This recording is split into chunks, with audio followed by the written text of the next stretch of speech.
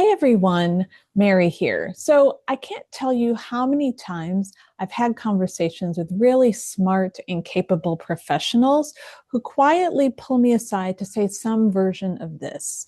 They tell me, I feel like my background just doesn't make sense to people. And I get it. Maybe if you've been working for a number of years, you've lived life, and part of that life might involve taking chances and making a few big jumps in your career. Maybe you've jumped across industries or job functions, or even you've had different life events happen, including living in different cities or perhaps even different countries. Perhaps you've gathered experience that just doesn't collect and fit neatly into a single box or category. Whatever the case might be, it can feel discouraging when your depth is mistaken for inconsistent or your range is seen as too much.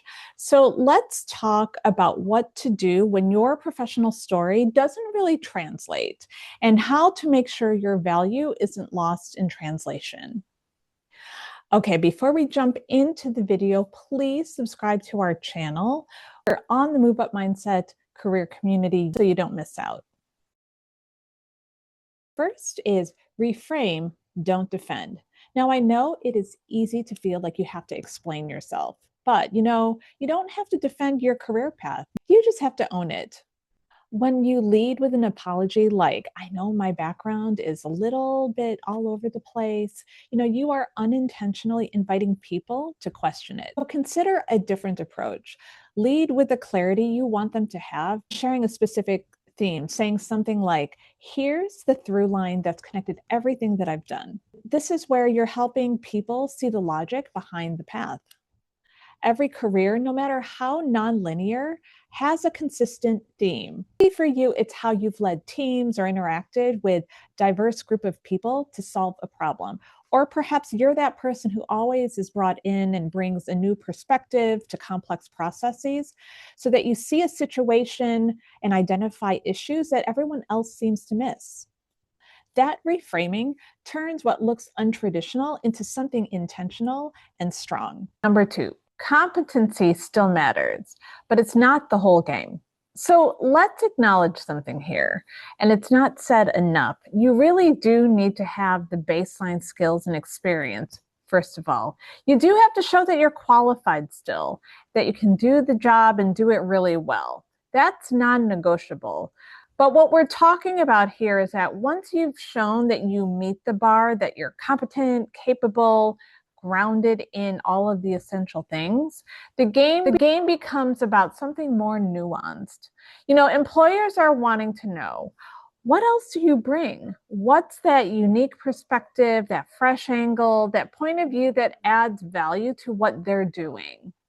Maybe your experience of living in different countries gives you a unique vantage point when working with a prospective company's global customer base, or that you spent a good chunk of your time working in a specific industry, such as construction or manufacturing, and that you're really familiar with the workflows, the operational cycles, and so forth.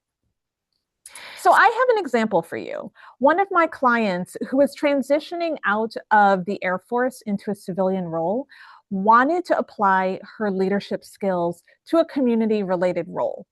Although she had a lot of leadership experience as a high-ranking commissioned officer in the Air Force, her title and her day-to-day responsibilities didn't always directly match up very cleanly to the roles that she was interested in the private sector. So what she did was she made sure that she mapped out her core expertise from what she did in the military so that it could line up to what these responsibilities were in the roles that she was seeking out. So it made sense, even though the titles and some of the systems and terminology were different. She wanted to make sure that she could show that she absolutely was qualified for the role. But beyond that, she also knew that she had some really unique experiences that she could talk about as a way that would help her be memorable when interviewing with employers. She felt that her unique perspective of being deployed in all sorts of locations worldwide for a substantial amount of time, and also being in situations where she had to pivot really quickly and adjust to what was happening in communities that she was serving, was pretty compelling. She ended up landing a really great senior program executive position for a well known nonprofit that's focused on disaster relief and emergency support. She credited that position, the offer that she got, to the fact that she was not only able to relate what she did in her role, but also incorporate that thread that we were talking about earlier, that special theme that she brought to the table, even though she had a different kind of experience. And, these differentiators really matter. They end up being what turns a qualified candidate into a very compelling one. And yes, not every organization will understand that. Some companies will still have their own bias and define qualified in narrow and very traditional terms. And, it is a shame. They will always be conditioned to look for that familiar path, familiar pedigrees or backgrounds, or even just the buzzwords that you see on resumes. And that's their choice. It is a shame, though, because that means that they're missing out on people who really bring a fresh perspective, adaptability, and new range. And these are the very things that organizations need right now. Translate your experience so people can understand it in their terms. So sometimes your story isn't confusing. It's just being heard through the wrong filter.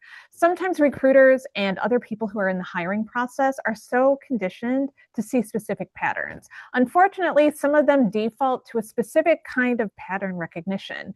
They're scanning for something that feels familiar, not necessarily what might be valuable to their role or team in the long run.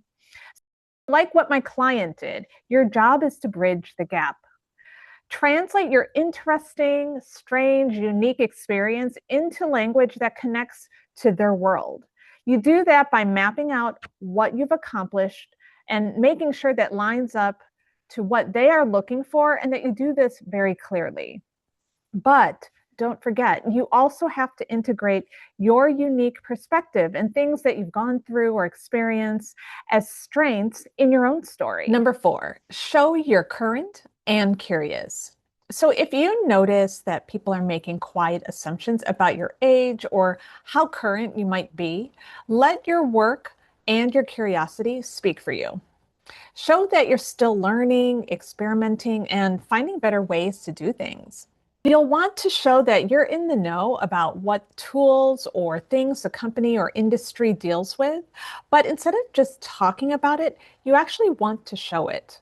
It's one thing to say that you're really excited about a new concept or methodology, but even better if you can walk them through an actual example of you doing it. So here's an example. So, many employers these days talk about how they need to have their workers to have AI experience. But, truthfully, AI really hasn't been around for the mass general public that long. So instead of saying that you're really interested in AI with a future employer and that you play with it a bit in your personal time, or maybe that you've downloaded ChatGPT, don't let those things serve as the proof that you're curious and keeping up with new things. When I was getting married, my fiance, now husband, and I were trying to decide if we were going to pay for the beverages at our reception based on either a flat rate that the venue was charging or by consumption. I should tell you that neither side of our families are big drinkers, so this was truly a decision that was not easy to make. I had ended up using ChatGPT to build prompts describing the important details to analyze this question. So not only did we build prompts to help us analyze the different scenarios which involve pricing of each beverage, along with asking it to help us consider different estimates of what our crowd could possibly be consuming to compare to the flat rate scenario. We created a custom GPT that was private to us and uploaded different sources of data that were important to come up with an answer. These sources of data included our guest list of all the people who RSVP'd, along with a listing of the pricing menu of every kind of drink that was possible, along with other rules that were factoring into the scenario, including the minimums that were required.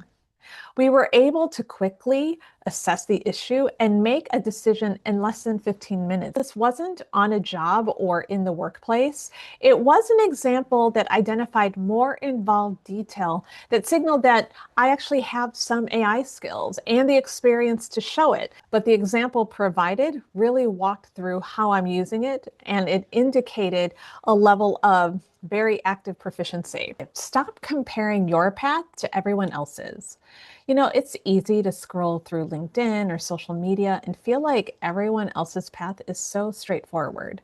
But remember, it tends to be that people always have their best foot forward when they are on social media, and those tidy career summaries often hide the reality that many people are going through. Very common for your average professional to have the highs and lows during the course of their career. People go through the instances of career pivots, pauses, and even reinventions that don't make it onto every highlight reel. Success doesn't have one shape, and rarely does it ever happen on the first try or even on a carefully planned timeline. Sometimes it's the plot twists in our career and life stories that highlight not just the interesting life experiences people can have, but just as important, what resilience, creativity, and the courage to step sideways looks like as you're going to the top. So embrace the story and the journey that you've been on. Everything that you've experienced so far has led you to this point, and it's part of your story. And finally, number 6, find your translation partners. So here's one last thing. Not everyone will get you, and that's okay. You don't need everyone to understand your story. You just need the right people to. So look for organizations and leaders who value complex, real, and lived experiences. They're the ones asking thoughtful questions, doing project and other work that really interest you, and interact with the types of audiences and communities you want to have an impact on. Seek out the relationships with people who see the potential beyond the typical patterns and typical questions. These individuals are not only people you can rely on for support, but they might even be your best champions and advocates. You know the saying that all you need to do is find your people when it comes to close friendships, people who really understand you? Well, the same thing can be said for those relationships with the people who can also take that energy and spirit to your career journey. So if you've ever felt like your background makes you hard to place, please remember your story isn't messy, it's meaningful. And your path doesn't have to be linear to be legitimate. It just needs to be authentic, intentional, and anchored in your purpose.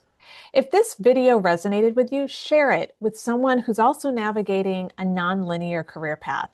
I'd love to hear what part of the story that you're learning to reframe.